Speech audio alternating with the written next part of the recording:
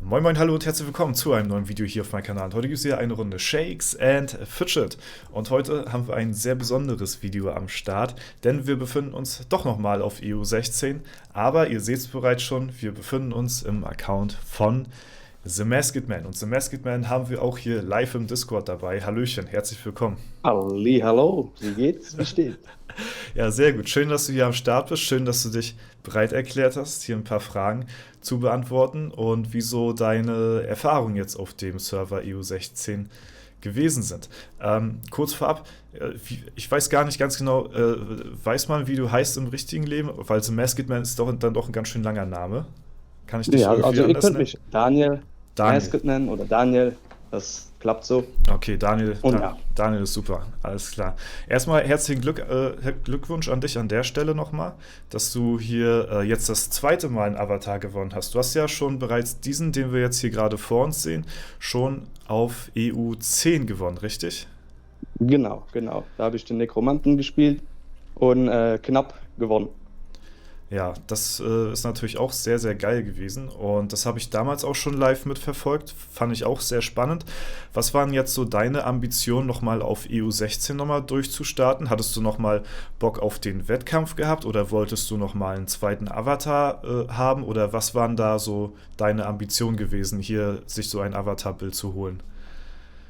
Also da ich ja mit Zombie die Gem Miner mitgegründet habe, haben wir ja geplant, eigentlich EO10, EO15 und EO20 zu spielen. Schlussendlich war EO15, pardon, ein richtig schlechter Server für uns, deswegen haben wir auf EO16 umgeswappt. Und als dann da das Avatar Race announced wurde, war das für mich klar, das wird mein zweiter. Okay, sehr, sehr nice. Hast du schon Pläne für dich, wie das zweite Avatar-Bild aussehen soll? Ja, habe ich. Also auf meinem Instagram-Account habe ich schon mal vor langer Zeit eine Rohdatei hochgeladen, wie die Idee aussieht. Die wird im Moment ein bisschen von mir noch verarbeitet und die Rohdaten sind schon bereit, um Player zu schicken, sobald sie sich melden. Okay, sehr interessant, sehr interessant. Bevor wir auf dich und auf deine Spielweise eingehen hier auf den Server, was du hier so alles geleistet hast, würde mich persönlich nochmal sehr interessieren. Ich weiß nicht, ob ihr darüber reden dürft oder ob es da irgendwie, ja, weiß ich nicht, eine Abmachung gab, aber ich persönlich hätte ja gedacht, da ja viel, viel mehr Leute die Chance gehabt haben auf so ein Profilbild und ja, die meisten wirklich jetzt aus den Gem Miners gekommen sind, gab es da vorab irgendwelche Absprachen, wer das Bild bekommen soll, oder habt ihr euch untereinander so gesagt, ey, der Bessere gewinnt und für jeden ist alles fein? Ähm, also mit der Planung vom Server haben wir ja auch die Gildenplanung gehabt. Das heißt, ich habe ja quasi jeden, der in die Gilde gekommen ist, mit der Absicht, einen Avatar zu bekommen, quasi vor mir gehabt, mit dem ich auch reden konnte. So hatte ich auch relativ schnell einen Discord-Chat mit den entsprechenden Racern zusammen. Und wir haben uns sofort ausgetauscht mit also Ideen, Pläne, was könnte, was wie, wo. Also wir waren schon relativ im Austausch. Da waren 5 Leute drin, abgesehen von den Bahamas, der uns ja quasi einen Strich durch die Rechnung gemacht hat. Denn von den 5 Leuten in dem Discord-Chat haben 4 einen Avatar bekommen und der 5. um ein halbes Level leider verfehlt. Okay, Also ja, also eigentlich haben wir uns nicht abgesprochen von wer wo seinen Avatar bekommt, aber in einer idealen Welt hätten wir 5 aus dem Chat gerne den Avatar gehabt, aber Bahamas hat uns da ein bisschen den Strich durch die Rechnung gemacht. ja, weil das hatte ich mich vorab nämlich schon gefragt, weil ihr spielt alle in einer und derselben Gilde und das ist ja eigentlich spielt ihr ja alle zusammen, aber irgendwo spielt ihr ja auch gegeneinander, weil ihr ja auch alle ein Avatarbild haben wollt und ja, es können am Ende halt eben nur 5 Leute bekommen. Und da habe ich mir vorgestellt, okay, da könnte es untereinander vielleicht ein bisschen Stress geben oder Krachen oder so, dass dann ja, da jemand etwas nicht bekommt oder sich da benachteiligt fühlt oder so. Aber das war dann nicht so gewesen. Nein, also ich habe mit jedem mitgefiebert. Natürlich hat man am Schlussrennen im 1 gegen 1 für das fünfte Bild hat man dann aber ein bisschen mehr für mich persönlich zu seinem Festungspartner gehalten. Aber trotzdem war ich im Chatten mit Donidano auch, um zu schauen, wo kann ich helfen. Natürlich kann man nicht viel machen über Chat, aber überlegen, Waffel wechseln, mach mal das, versuch das mal. Und ja, aber man hat versucht zu helfen, wo man konnte. Man hat mitgefiebert. Ich kann auch verstehen, dass viele Leute auch einen gewissen Groll gegen mich haben, da ich schon einen Avatar habe und sozusagen jetzt Donidano das Recht auf einen Avatar weggenommen habe, da ich ja vor ihm noch gewonnen habe. Im Sinne des, du hast schon einen Avatar, warum nimmst du den zweiten? Ich liebe die Competition und für mich ist das ja auch eine Ehre, einen Avatar zu haben, jetzt ein zweites. Und ja, ich verstehe, dass das Leute wütend auf mich sind, kann ich nachvollziehen, aber ich wollte da nur noch mal sagen, das waren keine bösen Absichten, das war eher für mich und meine Kompetitionen, dass ich da mitgemacht habe. Okay, sehr interessant. Hast du da denn schon ein paar doofe Nachrichten bekommen oder was? Nein, man liest so einiges auf dem Tavernen-Discord. Okay. Ja, ja, am Ende des Tages ist es halt eben ja, eine Competition. Es können nur 5 Leute gewinnen und das ist genauso wie damals auf EU10 auch. Die besten Leute, die da halt eben in der Zeit ja, am höchsten sind, die haben sich das denn am Ende des Tages dann auch am meisten verdient. Sei es jetzt nun, ob sie mehr Pilze, mehr Geld reingesteckt haben oder ob sie jetzt nun vielleicht doch hier und da ein Prozent irgendwo mehr rausgequetscht haben aus ihrem Playstyle. Das kann man immer schlecht sagen, aber ja, jeder hat ja irgendwo am Ende des Tages ja auch die gleichen Voraussetzungen, vor allen Dingen, wenn man dann auch in derselben Gilde spielt und auch dieselben Gildenvorteile dann auch explizit nutzen kann, so, ne? Genau. Ja, also war das schon von Anfang an so dein Plan gewesen, dass du auf Avatar gespielt hast, ja? Ja, also es war schon in meinem Plan. Ich dachte ja, der nächste Avatar Race kommt auf EU20. Hm. Da war schon geplant, mir irgendwann ein zweites zu holen. Aber wenn das wirklich vom Schicksal definiert wird, dass wir EU16 starten und dann kommt ein Race. Und man muss sagen, EU16 war ja so ein Boykott-Server, wo viele gestoppt haben oder nicht gestartet sind. Das hat die Entscheidung ja nochmal verstärkt für mich, da nochmal durchzuziehen, da es nur wenig kompetente Gegner in dem Moment auch gab. Ich denke, nach dem zweiten Black Friday, also Black Jam Wochenende, konnte man rausfiltern, dass es nur noch 6 Leute gibt, die reelle Chancen haben auf das Avatar. Und ja, das hat man ja auch am Ende gesehen. Diese 6 Leute waren die, wo 350/349 geworden sind. Mhm. Ja, das hatte sich schon so ein bisschen rauskristallisiert gehabt. Wie war so dein Plan von Anfang an? Hast du dir vor dem Serverstart irgendwelche expliziten Gedanken gemacht, so, was du zu bestimmten Zeitpunkten erreichen willst? Hast du dir irgendwas ja, dungeon-technisch aufgehoben oder hast du dir da irgendeinen Trick in der Hinterhand gehabt oder hast du einfach ganz normal, sag ich mal in Anführungszeichen, so durchgespielt, wie man es so normalerweise macht? Weil ich bin jetzt gerade in deiner Festung drin. Ich sehe zum Beispiel, dass du auch Akademie schon auf 20 gepusht hast. Ja. Das ist natürlich auch schon sehr, sehr strong, um da jeden ja, XP-Punkt mitnehmen zu können. Wie war da so deine Planung? Hast du dir da eine Planung vorher gemacht, was du so erreichen möchtest, so in einer bestimmten Zeit? Also das Rennen auf EU16 war ja anders wie auf EU10. Auf EU10 war es ja wirklich darum gegangen, du musst der Höchste sein. Und EU16 war, du musst der Schnellste sein. Ja. Da muss man ja, war die Anfangidee, nur die Main-Attribut-Pads zu machen und die Side-Attribute komplett wegzulegen und dann mit denen quasi 348,5 durchpush bis 350, weil das dann die garantierten XP sind und nicht ein 0,02 Dungeon, den du entern musst, aber quasi garantiert hast. Mhm. Die Idee musste man aber im Verlauf des Events abändern, da das Event zu lange ging. Ähm, Weil die Pets, die ich nicht abgeholt hatte, äh, die haben ja noch immer ihren XP-Wert, der ja auch mit jedem Level erhöht wird. Mhm. Aber das Problem ist, je länger die Pets nicht leveln, macht den anderen Gegnern ja wieder, die Pets sofort gemacht haben, wieder die Möglichkeit, mehr Pets noch zu clearen, weil die ja schon dann hoch genug sind, um weitere Pets zu clearen. Das Ja. heißt ja dann, dass man im Endeffekt XP verloren hat. Ja. Ähm, Das heißt, ja, es war wirklich viel Überlegen und Rechnen bei dem ganzen Race dabei. Dann hat man da ein bisschen geschaut, hier ein bisschen geschaut. Wir haben lange gegrübelt und überlegt und wir waren uns am Mitte des Races, waren wir uns sicher, das wird im Legendary Dungeon entschieden. Der Erste, der Mine 25 hat, holt sich Equip, Gems und pusht 350. Hat Mhm. man ja schlussendlich jetzt gesehen, wegen den Black Gems war das nicht nötig gewesen, aber war bis zum letzten Moment nicht anders zu machen. Ja.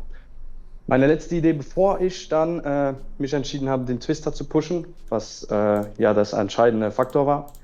Ich denke, wir alle haben nur noch Twister geballert am letzten Tag und sind dann zu 350 geworden ist. Ich habe alles vorbereitet, um am 19.12. durch Kalender Level Up 350 zu werden, damit ich einen Backup-Plan habe. Im Falle von, dass der Legendary Dungeon entscheidet, dass ich genau einen Tag vor Legendary Dungeon 350 gewesen wäre. Mhm. Ich denke, also hätte ich den Twister von Anfang an durchgepusht, hätte ich schon vor 3 Tagen, also 3 Tage vorher, 350 machen können. Aber irgendwie hat mir der Nachgedanke mit dem Dungeon-Pause, mir hat mich zurückgehalten im Sinne von, ach, spar dir den Twister für nach der Dungeon-Pause. Aber als der Bahamas durchgezogen habe ich gesagt, okay, warte mal noch. Aber dann habe ich die Nachricht bekommen, yo, der zweite ist 350 und dann musste ich auch rein in Ja. die Dungeon und durchziehen. Und das war der Punkt, wo wir alle einfach nur noch rein, Enter und 350. Okay. Also denke ich schon, dass wir alle vorher 350 werden erreichen hätten könnten. Wir nur alle gezögert haben, im Sinne von, reicht es nicht? Ja. Ja, Ja, dann hat die FOMO auf einmal gekickt, so, ne, der fängt an, der ja, fängt an, der hat, und dann sieht man nochmal ganz schnell, oh, jetzt muss ich mich aber beeilen, bevor dann alle Plätze weg sind, so, ne? genau, genau, Ja, das kann ich mir vorstellen. Du hattest ja sogar eine Zeit lang Bahamas Vow überholt gehabt vom Level her, ne? genau, genau. Ähm, lag das auch daran, weil du denn dich dazu entschieden hast, Dungeons zu nehmen, die du vielleicht hättest nicht nehmen wollen in dem Moment? Äh, Ich habe Dungeons genommen, die Bahamas noch nicht gelegt hat, ja. Um halt auch mit der Rechnung am 19. durch Kalenderlevel ab durchzustarten, also das 350 zu bekommen. Deswegen habe ich auch die Mine auf 20 gemacht, weil ich habe wirklich mit dem SF-Simulator regelmäßig gecheckt, gerechnet, was brauche ich, was muss ich legen, wie viel Prozent habe ich drauf, okay, der wird geändert, wird mitgenommen, mache Mhm. ich. War wirklich viel Gerechnerei hier. Und am Anfang war ich so, okay, ich bin jetzt Level höchster. Äh, Auch wenn die anderen, ich habe ja ein bisschen rumgefragt, wann die ihren Kalender Level Up haben. Auch wenn sie den genommen hätten, wäre ich noch immer von den XP vorn gewesen durch die Dungeons. Mhm. Das heißt, ich habe mich schon so vorbereitet, dass ich immer den Lead bekomme. Trotzdem hat Bahamas einfach durchgezogen und ja, den Pilzerweg genommen anstatt den Runterspielweg. Und dann musste man irgendwann auch rein entern. Ja, okay. Also war es am Ende dann doch nur eine Frage der Pilze, sag ich mal, ne? So ein Ah, bisschen. yes, genau. Wie viel hast du insgesamt für den 350er Push jetzt ausgegeben, wenn man fragen darf? Aber ich glaube, das ist schon öffentlich, ne? Also ich habe das bei Capso schon gesagt, wie viele Pilze ich ausgegeben habe. Ähm, ja, ich denke, das sind so 150, 170.000 äh, Pilze, die ich benutzt habe, ja. Mhm. Bist du mit deiner Leistung so zufrieden oder hättest du gesagt, okay, das hätte man noch pilzsparender spielen können? Weil ich glaube, Sauerkirsche hatte ja, glaube ich, 134.000. Ist, glaube ich, von den 5 Avatar-Gewinnern, glaube ich, der am günstigsten noch bei weggekommen ist. Ich glaube, Bahamas Vow hatte Also, irgendwas über die 200.000 gehabt oder so. ja. Also man kann es ja nicht berechnen, im Vorfeld, wie viele Tries man pro Dungeon braucht. Also günstiger spielen, weiß ich nicht wie. Ich musste auch viel skippen, ohne das Arbeiterquartier auszubauen, um da ein bisschen mit der Festung äh, oben mitzuspielen oder mitzuhalten. Hm. Habe ich da ein bisschen noch extra Pilze ausgegeben. Natürlich wäre es günstiger gewesen. Es gibt sicherlich Möglichkeiten, aber für mich waren die Pilze jetzt weniger ein Faktor. Es war einfach nur 350. Das war das Ziel. Der Weg dahin, der ist egal. Den nehme ich. Ja, Festung war auch wahrscheinlich somit das teuerste, denke ich mal, ne? Ja, auf jeden Fall. Ja. Ja. Dann wollte ich noch mal ganz kurz hier die Seite einblenden von Edi, den kennt ihr ja bereits auch schon. Der hatte sich auch wieder hier die Mühe gemacht, und zwar so eine Adventsschleife der Idole Teil 11 ja, einzubinden. Der Edi hatte ja hier eine Seite mit allen Avatar-Bildern gemacht, und unter anderem hat er auch mit jedem hier so ein kleines Interview geführt. Hier sind alle 5 Plätze, die jetzt ein Avatar-Bild bekommen haben, auch aufgelistet. Hier seht ihr auch unter anderem hier den Daniel, also Masked Man hier auf Platz 4. Und ja, alle anderen, die sich hier auch eins verdient haben. Ich denke mal, das wird jetzt, wenn das Video rauskommt, dann auch noch aktualisiert. Verlinke ich euch mal auch in der Videobeschreibung. Da könnt ihr auch sehr, sehr gerne mal vorbeischauen natürlich. Der macht sich da auch immer sehr viel Arbeit mit. Und ja, für dich habe ich ja jetzt schon rausgehört, dass es hier auf EU16 weitergehen wird mit dem Account hier. Weil du ja gesagt hattest, okay, du hast überlegt wegen Dungeon-Pause und so weiter und so fort. Das ist natürlich sehr schön zu hören, weil ich hätte tatsächlich gedacht, dass viele Leute hier auf dem Server so aufhören werden, nachdem das Race vorbei ist. Wie ist da so die allgemeine Stimmung in der Gilde von den Gem Miners? Ziehen da alle weiterhin durch oder hören da jetzt dann doch welche auf? Ja, also einige sind schon raus, weil das Rennen vorbei ist. Ja, aber der größte Teil der Gilde besteht noch und die scheinen auch noch motiviert. Ähm, ja, und auch wenn noch der eine oder andere uns verlässt, finden wir ja natürlich schade, aber für uns als Gilde geht's weiter. Und wir werden auch weiterhin bestehen und weiter durchziehen, solange wir können. Mhm. Das ist sehr schön. Das freut mich auch zu hören hier. Dass es nicht nur um das Avatar-Bild ging, sondern auch eben ja, so ein bisschen man Spaß an dem Server hat, und das ist natürlich sehr, sehr cool. Falls es nochmal so ein Race geben sollte, wärst du da nochmal da am Start? Für ein drittes Profilbild? Ähm, Mache ich mir das nochmal annehmen, die Challenge. Also nein, ein drittes Avatarbild hole ich mir auf jeden Fall nicht. Aber ich bin bereit, wirklich Leuten, die motiviert sind, sich einen Avatar zu holen, sind meine DMs immer offen. Leute können mir schreiben, ich kann da gerne helfen, mit überlegen, mit brainstormen. Ich denke, ich habe zweimal gewonnen, ich weiß, wie es geht. Also ja, wenn ich da dem einen oder anderen helfen kann, ein bisschen mit Überlegungen und Ideen, wie gesagt, meine DMs sind offen und dann können die Leute sich bei mir melden. Ja, sehr schön. Das ist auch sehr, sehr cool. An der Stelle auch nochmal schöne Grüße hier an Soulcutter und Sauerkirsche. Die hatten mir auch nochmal geschrieben gehabt, ob sie mir ein paar Fragen beantworten können. Soul hat es leider nicht ganz geschafft heute, ansonsten wäre er in dem Video auch dabei gewesen. Schöne Grüße an der Stelle.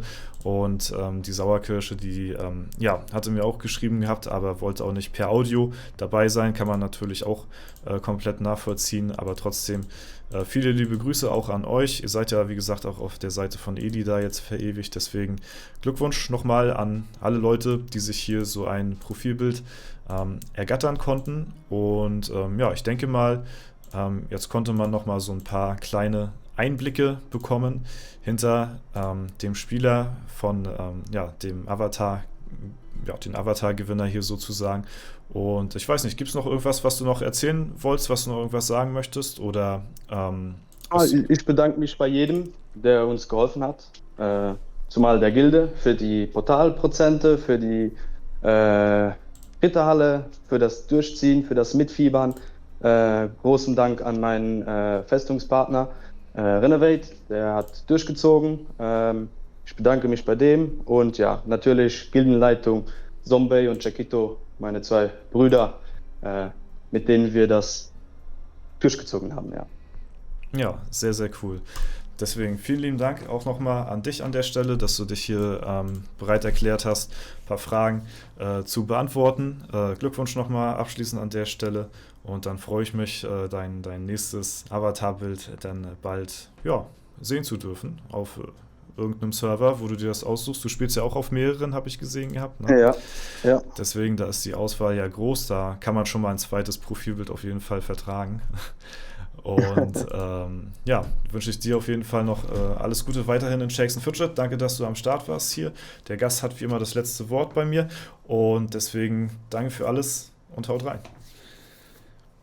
Tschüsselo mit O.